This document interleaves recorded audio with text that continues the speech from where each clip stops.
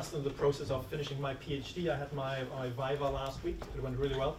So I should be done in a little less than 3 months now, which is really good. The bad thing about it is that these mixed reality game cards we're going to use in the game jam is basically my PhD, so I have a tendency to ramble on about it.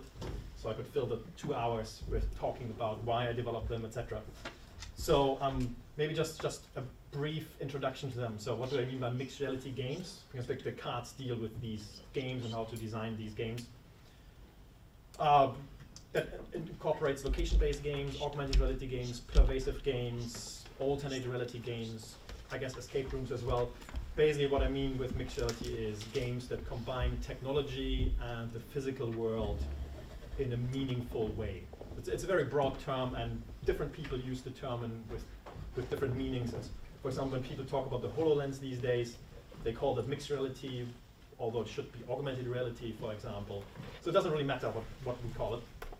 And in my research career, I started out 10 years ago at Fraunhofer in Germany, and we started developing these games. And we built some really interesting games, and then for a new research project, we said, okay, let's build some authoring tools to enable other people to develop these games easily. And of course, our authoring tools were amazing. But the problem is, if you just give people authoring tools, it doesn't mean that they then become good game designers, because nobody really grew up with playing mixed reality games. We have now the advantage that people know Pokemon Go since last year, so now it's much easier for me to say what are mixed reality games. People have heard about Pokemon Go, they know you go to a location, you do something, for example. So now they have more of a frame of reference. Before that, people always looked at me with a blank stare when I mentioned ingress or geocaching, for example. The thing I hate about Pokemon Go is that it's really, really bad game design. And I could rant for a full day about the game design, basically. So that's why I developed these cards as my PhD, basically, because I wanted to empower people to design these games without necessarily having any pre-existing knowledge of these games, but also to not exclude people that do have the knowledge, so they're like a reminder of game design elements that might appear in these games. And for me, it was really important to make it a collaborative experience, because we were often working together with teams where we had like technical focused people who know a lot about the development part, they know how about sensors work, etc.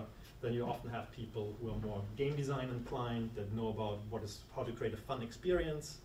And then the third party would often be domain experts, like for example, people working for a museum that want to have a game designed for them and for their location.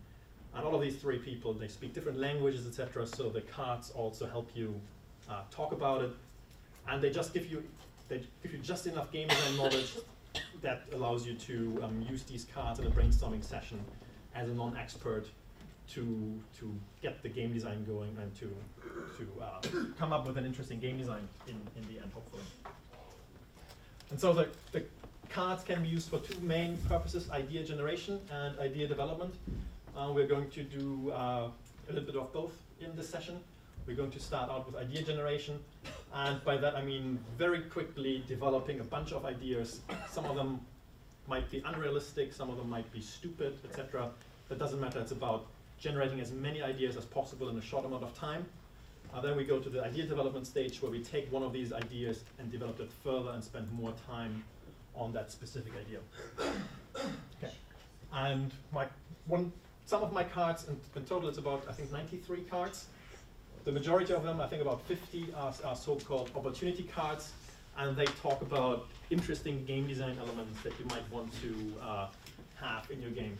So that's, I guess, very similar to where I see Andrew. But what Andrew has in this booklet, like you also have like different typical game elements for escape rooms, for example, in there. So these cards talk about that. The different colors are different categories. Then there's like a picture to give you some kind of inspiration, a short name and an explanation, etc. And then, so we use these for idea generation, and then during idea development we use question cards, which force you to think a bit more deeply about your game and cover aspects you might have forgotten. So, for example, was it Adam Yeah, so you talk about the onboarding experience, for example. That's really important for escape room games.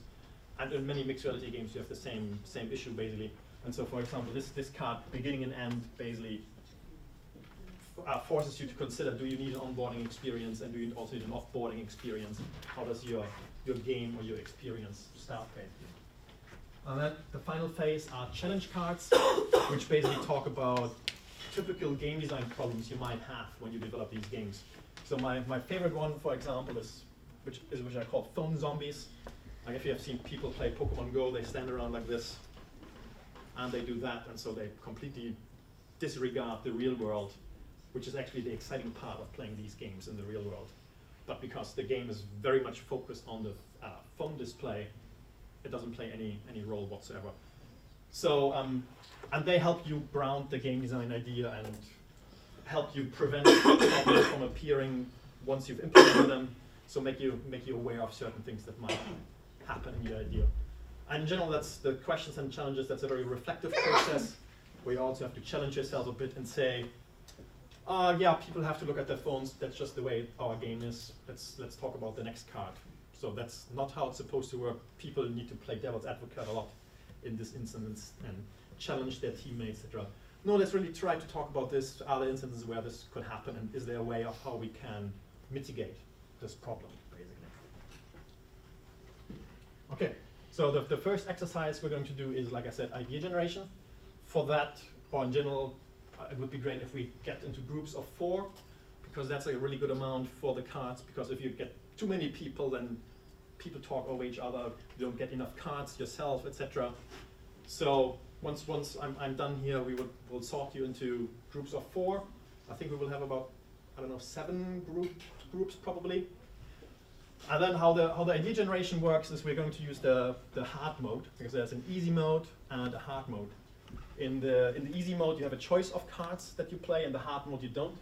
So you basically draw 3 random cards, and then you have 3 minutes or maybe 5 minutes, depending on my mood, to come up with a very brief game design idea that incorporates all 3 cards. And then in the end, basically you say a game where this or that happens.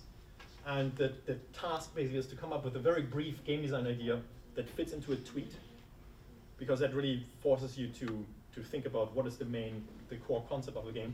And then it's always a great idea to take a picture of the cards and then tweet them out with this hashtag. Is this the right hashtag? Yes. Yeah, tweet them out with this hashtag, because with Twitter's 140 character limitation, you're actually forced to come up with a meaningful but short description of it.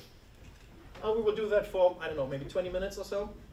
And then we will go on with the idea development, where you guys choose one of the ideas you have developed, throw away the other ones, and then continue developing this idea, and then I will give you the other cards that we need.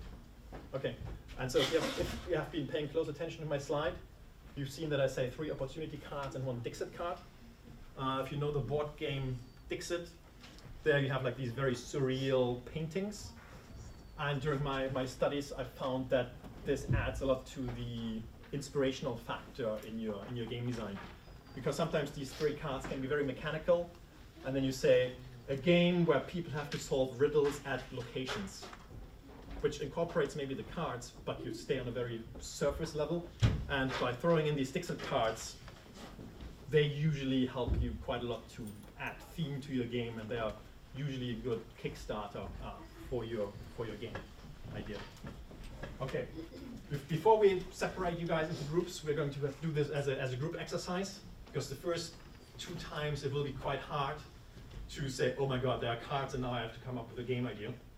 So that's why I have completely randomly selected 3 cards and a Dixit card.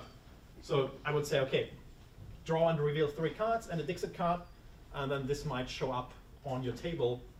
And then as a group, you have to try to incorporate a compelling audio component, exagaming, so maybe you need strength or dexterity in your game, and technical artifacts. And you need to combine it with these kids and a lion in the cloud being spied on by a submarine. And the thing is, because it's an ideation activity, you can choose whatever element you like of whatever cards and combine them. So you can say, I don't care about the exagaming part, but I really like the umbrella. Let's make a game about an umbrella, for example. So if we look at these cards, usually the idea starts with one card or maybe two cards that you combine, and then it grows and includes the other cards. Has anybody any idea what kind of game we might develop based on these cards? Music-based pedometer game, where every step you take actually plays a beat of tempo. Yeah. Or sets the tempo. Yeah. So you might want to be in Adam's group because he seems to be very quick with that. Yeah. And then you start discussing this idea. You have 3 minutes, so you can't go too deep into each idea, but that's exactly the point. Just stay on the surface level and try to come up with something interesting. And if we did this a couple of more times, we would come up with probably 20 different ideas based on the same 4 cards, basically. The important thing is to include all of them, so you need to force yourself sometimes to combine cards that don't seem to make sense. But especially when you get weird card combinations, that's usually when you get the really good ideas. Okay, so one more exercise. So we have the white rabbit with a gun who's having prisoners. We want to have strong narrative. We have telephony, so getting phone calls or text messages. And we have physiological data, so maybe measuring the heart rate of a player or the blood pressure. Any ideas how we can start turning this into a game? Yeah. Yeah. How about if the players start in separate cages and but they can't speak to each other, only communicate by brainwave, by forcing, they've got to think to make the ball go up, and then that tells the next person what to do.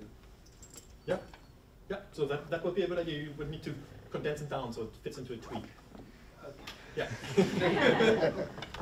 But it can be a bit longer, of course. But like the idea is to have like 1 or 3 sentences maximum to describe the idea.